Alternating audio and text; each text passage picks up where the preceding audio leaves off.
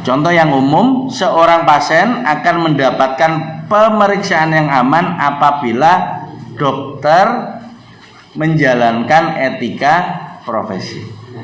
Anda bisa bayangkan ketika dokternya itu nggak pakai etika profesi. Ada pasien kayak di semester 3 ini cantik-cantik orangnya. Ketika dokternya tidak menggunakan etika profesi, apa yang terjadi? Ya? Pelecehan. Hah?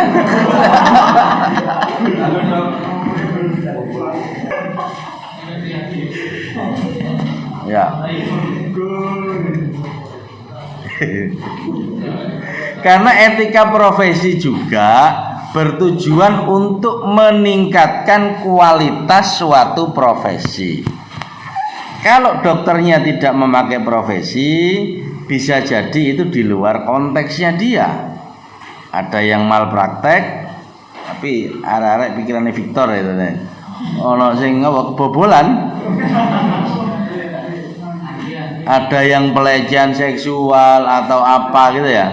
Tetapi kalau kita ini memakai etika profesi, ya enggak mungkin lah kita dituduh pelecehan seksual karena penyakitnya di sini. Apa mungkin dokternya kalau penyakitnya di sini meriksanya di belakang? Kan enggak mungkin. Nah, itu ada aturan-aturan etikanya juga. Jadi seperti itu ya. Kemudian di dalam etika itu sendiri kita coba bedakan ada 3 ya. Yang pertama ada etika deskriptif, ada normatif, ada juga yang terapan. Kalau deskriptif, jenis etika yang memberikan deskripsi mengenai penilaian manusia terhadap sesuatu yang berharga sehingga mempengaruhi tindakan dan perilaku. Ini untuk yang deskriptif ya. Kalau yang normatif, jenis etika yang berusaha mengatur berbagai sikap dan pola perilaku. Tapi ini yang ideal-ideal ya.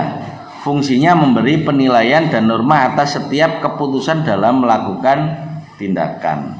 Jadi kalau yang normatif-normatif ini dia mau memutuskan sesuatu harus ada etikanya, gak asal-asalan. Nggak ngawur. Kalau yang terakhir ada etika terapan, itu cenderung ke etika bisnis. Etika bisnis itu pelakunya ada masyarakat dan bisnis saling berkaitan satu sama lain, bertujuan memberikan kesadaran kepada para pelaku bisnis. Contohnya seperti ini. Ini berjajar semua untuk bisnis ya. Nah, antara blok kanan dan blok kiri atau ada blok yang 3, soal harga ini kan tidak boleh saling menjatuhkan. Kan ada etika bisnisnya. Di sini jual 100 ya ada selisihnya lah. Jangan sampai yang sebelah jual 100 yang di sebelahnya jual 50. Nah, ini kan rusak-rusakan ini jadinya. Nggak ada etika bisnis. Bisa jadi setelah sehari di sana laris terjadi tukaran. Itu maksud di etika bisnis ya. Sehingga kalau kita sudah belajar etika, ini ada manfaatnya. Ada manfaatnya. Bermanfaat sebagai pembeda antara yang baik dan yang buruk. Seperti yang disampaikan oleh siapa pojok tadi?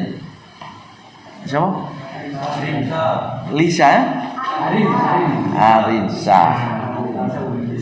Jadi kalau orang itu memakai etika, itu bisa membedakan mana yang baik dan yang itu masih sifatnya sementara, karena kajian baik dan buruk ini panjang. Kalau mau dibedah forensik, kamu kok baik saya sekarang, biasanya enggak, nah, gitu. Ya. Berarti terindikasi ini ada maunya. Iki contoh ya. Iki mau apa iki ya? Iya. Ya. Tetapi etika yang telah melekat pada individu lambat laun membuat individu tersebut mengetahui dan memahami secara penuh. Kalau memang itu terus, berarti si siapa? Elisa itu baik. Alisa pakai R. Arisa, Risa lah ya panggilannya ya. Oke. Oh berarti Risa ini dari 1 minggu, 2 minggu, 3 minggu, 1 bulan, 3 bulan, 4 bulan baik, berarti clear baik. Baik, laminator ya. Bukan ada maunya. Ya. Ya, poinnya di situ maksudnya untuk membedakan yang baik dan yang buruk. Tetapi setelah melekat etika itu pada dirinya Risa, ini orang-orang semakin yakin bahwa oh ternyata ini baik. Berarti yang nggak baik ini ada orang yang menebar hoax saja. Dicari siapa yang menebar hoax ini. Terminator ini yang dikasih informasi hoax. Ternyata ya. Iya saja. Oke. Ya. Jadi poinnya gitu Zaki ya. Pemahaman baik dan buruk. Jangan menyebar hoax kamu.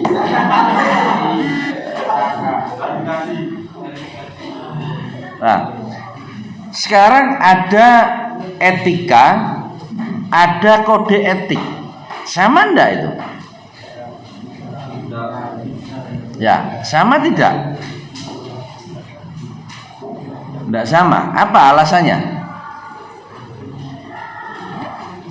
Kalau kode etik dianggap sebagai tata cara, kode etik atau aturan yang digunakan sebagai pedoman dalam berperilaku. Jadi kode etik ini sudah sengaja dirumuskan, ditata sedemikian rupa, ditulis, diberlakukan kepada Anda. Itu kode etik. Kalau etika itu pada dasarnya ada pada pribadi kita, ada pada nurani kita, dalam diri manusia atau sekelompok yang diyakini itu benar. Masih bingung? Kalau kode etik itu dibentuk, ada tim perumusnya, ada 9 orang tim untuk merumuskan ini kode etik yang harus dilaksanakan dan diimplementasikan dan ditujukan. Kayak Anda ini kan harus ada kode etiknya. Masuk kelas nggak boleh bawa minuman keras, masuk kelas nggak boleh bawa makanan, tapi ada Pak yang bawa ya dimasukkan tas nggak apa-apa. Nah ini kan aturan-aturan ya. Nah tetapi kalau etika itu ada personality kita, ada di kepribadian kita, etika itu. Dan itu nggak apa istilahnya improv, keluar dengan sendirinya, nggak dibuat-buat itu. Seringkali orang yang mengada-ada terkait etika di tengah berjalannya ini lupa, muncul tabiat aslinya. Loh ini baik sekarang kok jadi jelek. Berarti secara etik dia ya, jelek. Ya, jadi gitu. Yang diyakini itu benar, bersumber pada pengetahuan, pengalaman, kebiasaan, itulah etika berasal.